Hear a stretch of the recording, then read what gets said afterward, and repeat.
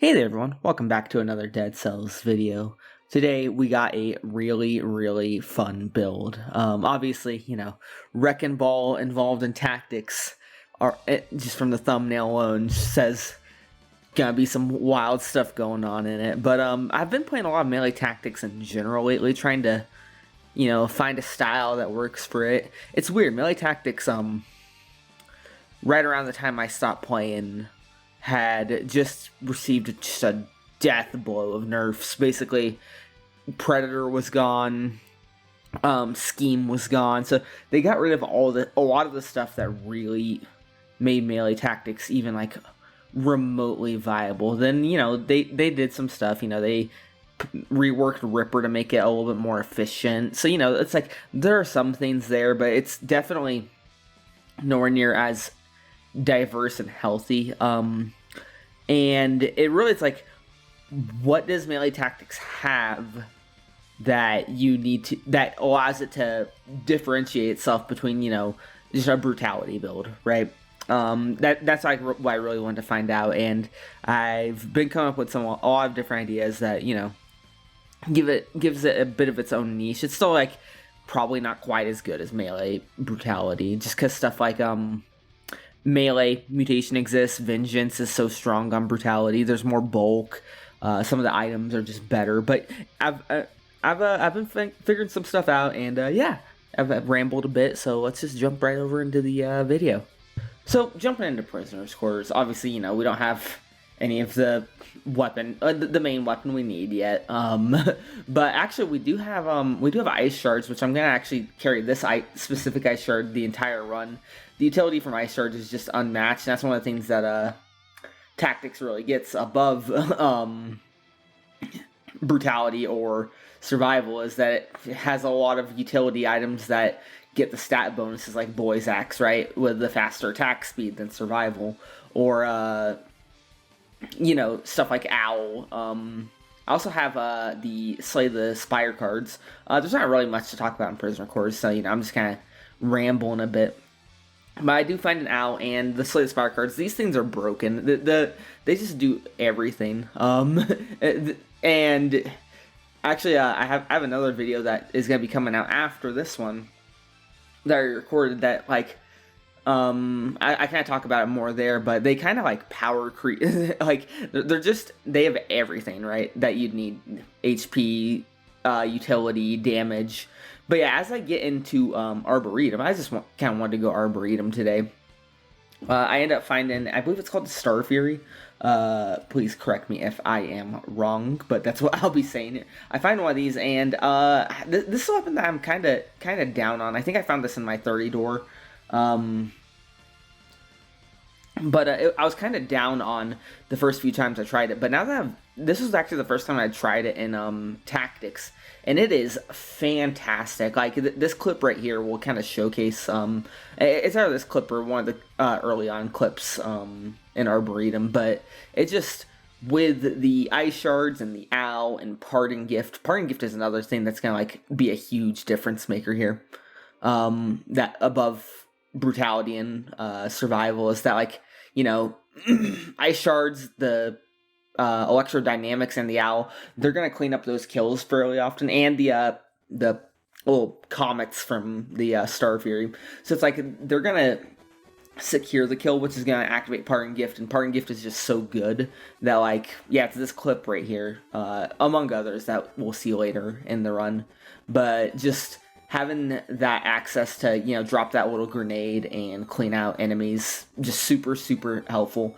But yeah, the Star Fury, I really liked what I got out of it in this run, and it's just super good.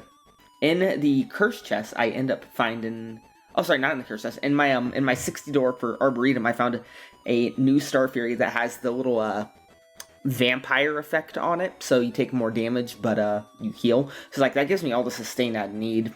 So I just took Disengage, right? And between that and the damage from the sword, I'm pretty much set. Other than that, I have Electrodynamics going in full. I don't have my Owl up. I really don't like that thing. I feel like this didn't used to happen, but now it happens always, where like pets will despawn between biomes. Maybe I'm crazy and that was always the thing, but yeah, it's a little annoying, rotating between biomes, but yeah, not too scary of a curse. Like I said, you're just seeing the power of all of this damage raining down. This is like, this right here is like, man, Star Fury, not bad at all, right? Uh, those comets do a lot of damage. So definitely gonna be something I try out more often in tactics. Maybe I'll try and figure out something for brutality for it as well. But I definitely was very impressed with its tactics showcase. Other than that, though, Prison Depths not too challenging after the curse. A little scary still, but yeah. We will see. You know, couldn't find anything in my shop, but with the Star Fury I got, I was feeling pretty confident about the run. And then I drop onto this slasher. Elite slashers are always scary, but this one wasn't too bad. Just kited him up after the damage, and that kind of like roached. I was like, man, this thing's damage is nuts. One thing I'm curious of, I'll talk about later, but I don't know if like point blank works with Star Fury, if or even like if one of the comets hits something far away, what like Tranquility as well. So let me know if you know. I'll look it up later. So you know, I'll figure it out. But yeah, that's one thing I wasn't 100% sure on. I ended up taking Wish into Ossuary, and this map is awful for footage. I don't hate this map. It's decent enough to play, but like it just has hallways everywhere, and it's just such spread out. So it's like it's always that's why I don't like going to this map that often for runs, at least not, you know, pre-recorded runs, maybe like during live runs or whatnot. But yeah, it's just like the enemies are super spread out and super long hallways. But like I said, I ended up taking Wish because I knew I wanted to get something stupid with like a survival weapon. I genuinely go to the shop later, we'll see, and I open the survival because I was like, I want to find something silly that I can use with Wish. That's kind of, I'm like, you know, level, I believe there's a level 9 gear that you get in this map. Maybe it's level 8. But as I always like feel like this map right here, I'm like, I can take any weapon from, oh, there's a shovel, so maybe it's level 8 in the shop as well. But it's like, you know, I always feel like I can take weapons from this set of biomes, you know, Morass, Ossuary, Ramparts, and Ancient Sewers. And here's the Wrecking Ball. But yeah, it is level 8. But I'm like, I feel like I can take a, you know, like a level 8-ish item all the way to the end of the game. I feel pretty confident. So Wrecking Ball, it's legendary. It's just it swings faster, basically. Which is really good. And between that and Ice Shards, you're preset. I did keep the Star Fury in my backpack because it had that, you know, the fix. So I'm like, if I get in a bad situation, I can just, you know, use that. And you see I did reroll my mutations, and this is kind of like what the game plan was going on in here. This is just concierge, you know, kind of boring. I almost get tagged by him a couple of times in this fight, but it goes pretty good. But I ended up going with Frostbite plus Pardon Gift, and I was like, the Wrecking Ball will activate victim slow, and if any enemies teleport because of the frostbite damage, they'll just land on top of Pardon Gifts, right, from all the like bats and rats and whatnot. But two, like, what are they gonna do teleporting in on top of you? You have the Wrecking Ball already ready to swing the next thing because it has the legendary affix. So it's like that was kind of the game plan. I swapped my owl out for a Lacerating Aura. It just seemed like a decent idea. I think it had like bonus to slow and electricity, so I was like, yeah, just pretty solid. Other than that, I don't think I have anything super special on this Wrecking Ball just quite yet. I think I end up getting like bonus to slow and victim slow was kind of why I went with. I didn't want to lose the victim slow fix and have to reroll a bunch for it. I take this concierge fight a little tepid. I'm just trying to, you know, get my hit off, and I really want to, you know, preserve the no hit. So I was like, let's play. So I should have just used the electrodynamics here. That is one thing I sometimes don't do quite enough, is activate the electrodynamics to just kill. But it's all good. I believe I do take that ice armor. Yep, I do. In place of the Lacerating Aura, and that gives so much utility and so much survivability, right? So I ended up going to Sanctuary, and I wanted to show this room off. This is just chaos, right? Just enemies dying everywhere because of Parting Gift and Frostbite mostly. So, and electrodynamics. So I just kind of like that. 28 enemies at the very start of the biome. And then I ended up, this is kind of funny, I ended up having back-to-back shops as well. So I was like, what an odd start. Other than that, though, kind of a long section I have here. This just goes through my curse. But as you can see, the kind of game plan is just, kill something with the Wrecking Ball to kite other enemies up into the room and then take them out. But yeah, I take out this elite, not too hard at all, and I see a legendary up here. A little hard to tell just from the start here, but as soon as I kill this enemy, we will see that that legendary is in fact a Star Fury. So I was like, well, that'd be a good way to handle bosses, right? So it's like that's kind of what I wanted to do with this run, is use the Wrecking Ball for biomes and the Star Fury for bosses. I see the curse, I'm like, well, there's an elite up there. I'll play it a little safe in case it's one of the scarier elite modifiers, like the little diamond that shoots, or any of the laser beams are just awful. Particularly the one that spins around. It's like, yeah, killed that guy, go grab the curse, and I should be set here.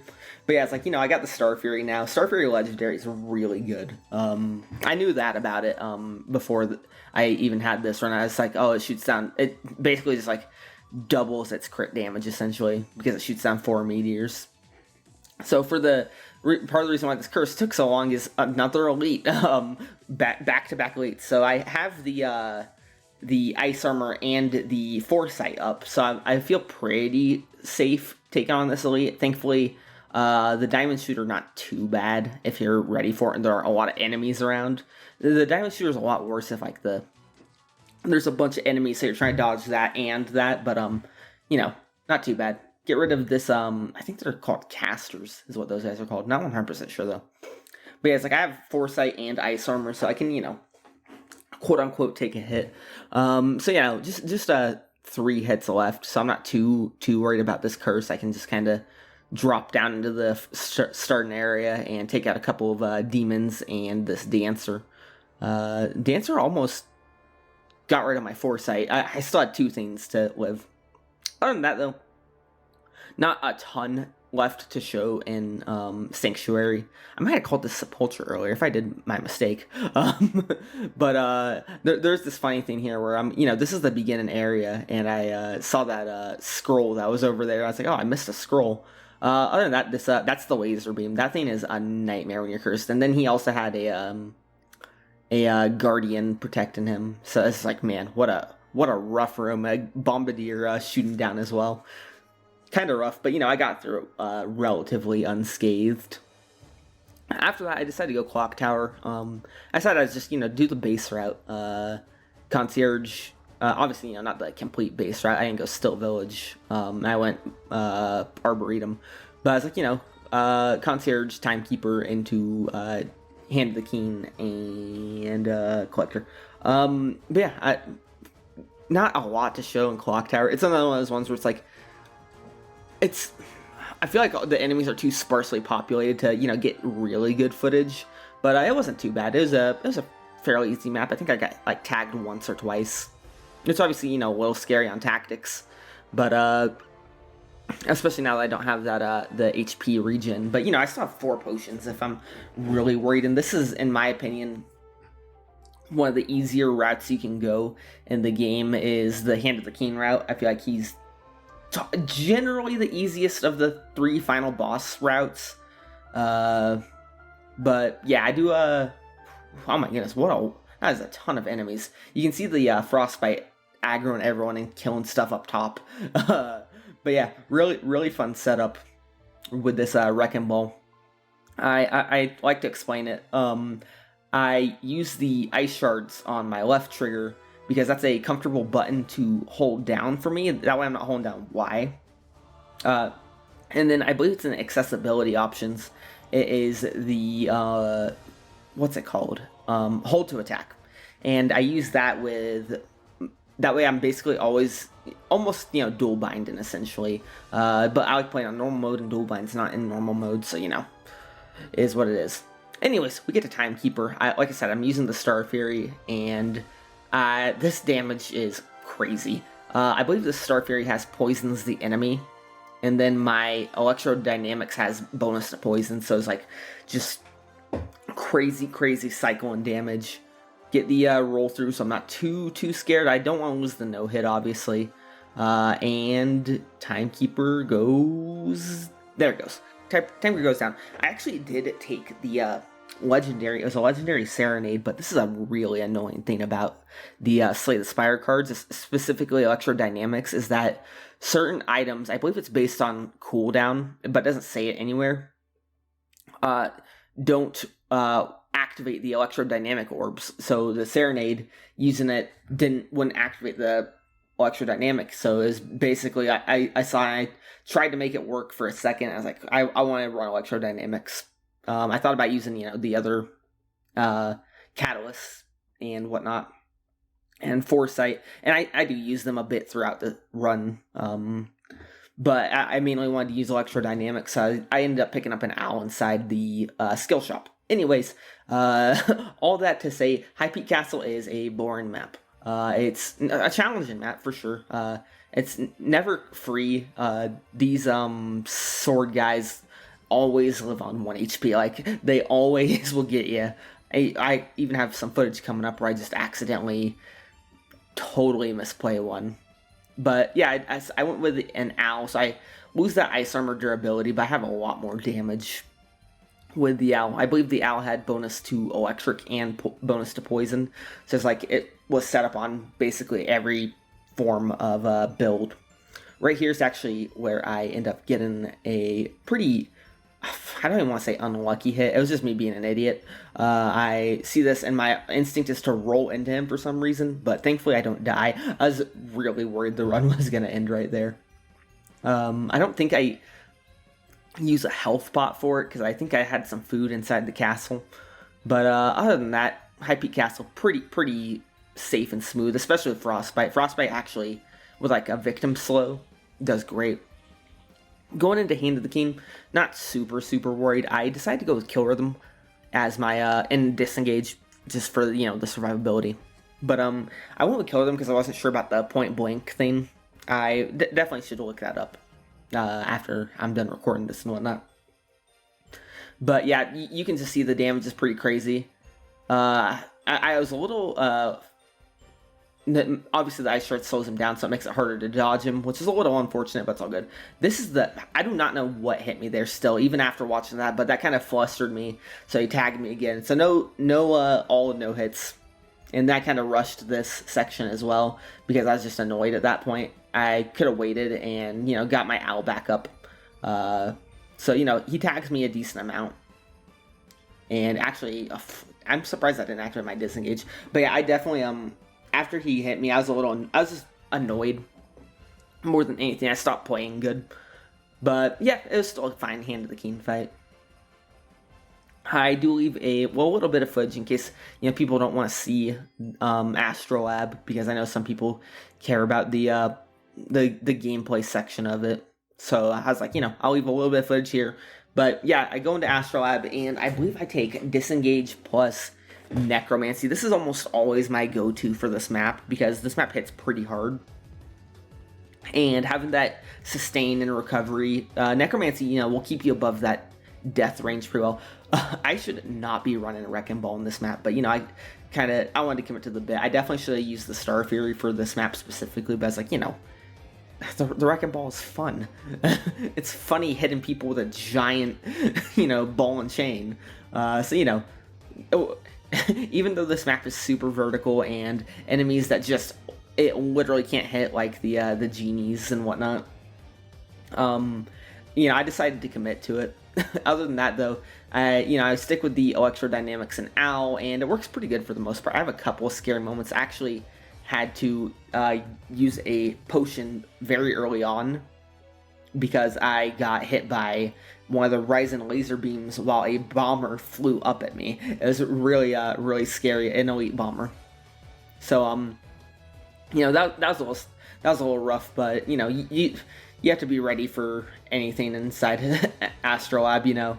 Other than that, though, not too hard of an astrolab. I still end up leaving with 4 potions because I had plenty of money, and I go into the final area with max HP.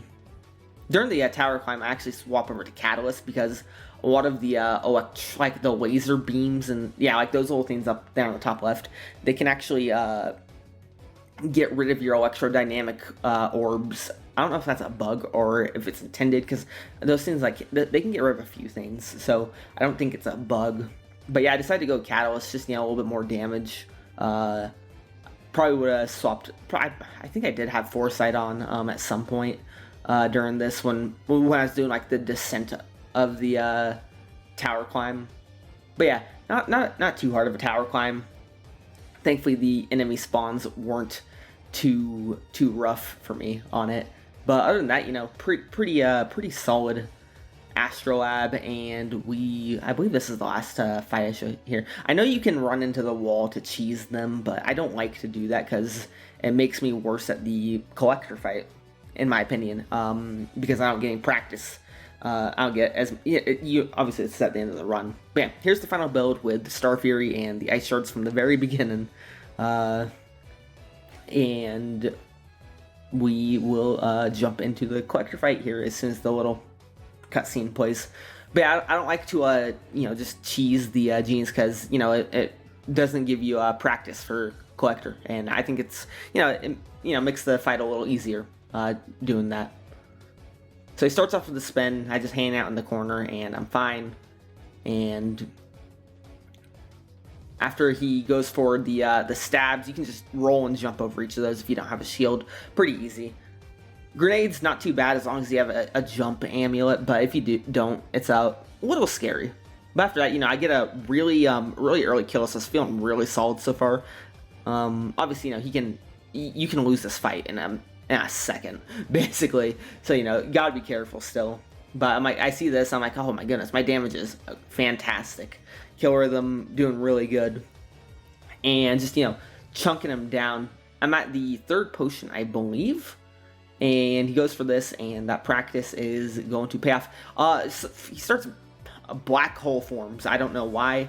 I don't know if that's part of Star Fury or Catalyst or Ice Shards or all of them, but it reminded me of the old Super Smash Bros. Melee thing where you shot the black hole glitch with Ness and whatnot. But he does tag me. I mess up there. My Foresight kind of threw my rhythm off. I do not know what happened here, but it's looks funny, and that's what matters, right? But yeah, he got a hit on me. I don't think he gets any more. Again, practice comes in handy here. My damage kind of fell off near the end. I think that's because I swapped off Catalyst, or swapped off Electrodynamics. But it's all good. I still chunk it down plenty quick. I use Barricade, a little bit of extra bulk here, and I swap over to Catalyst just so I can finish him off quick. And that is the collector. As soon as these turns, I do not know what is going on with that. That has to be a Star Fury glitch, but it is very funny. Like I said, it reminds me of shooting the super scope into all the turnips between the Fox and Falco reflectors. That was a classic. But yeah, really solid run. Like I said, I'm starting to like melee tactics a lot. Pardon Gift is really the thing that separates melee tactics, in my opinion, because you have so many offhand options. You have your owl, your lacerant, or obviously the Spire cards are stupid busted. But even like stuff like flamethrower, turret, just plenty of options, right? Tesla coil is not terrible. Wave of Denial is amazing, but it's amazing off color as well. So yeah, that's kind of like the thing that I'm really gravitating towards with melee tactics is Parting Gift to drop the grenades with my offhand weapon and all that stuff. Flash and Fans obviously works really well with like all that combo as well, because you just use the grenade to activate its crits. But yeah, thanks for watching. I have a bunch of videos still recorded that I'm actually editing this and another video at the same time, so that one should hopefully come out fairly soon. And that one will have me doing a survival run on the Dracula route. I don't know what the first boss is, but yeah, that's the path I take. I do wish there was more than just Timekeeper to go to Dracula. That's a little annoying. But yeah, thank you for watching, everyone. I always appreciate it, and I hope you all have a great day. So bye bye.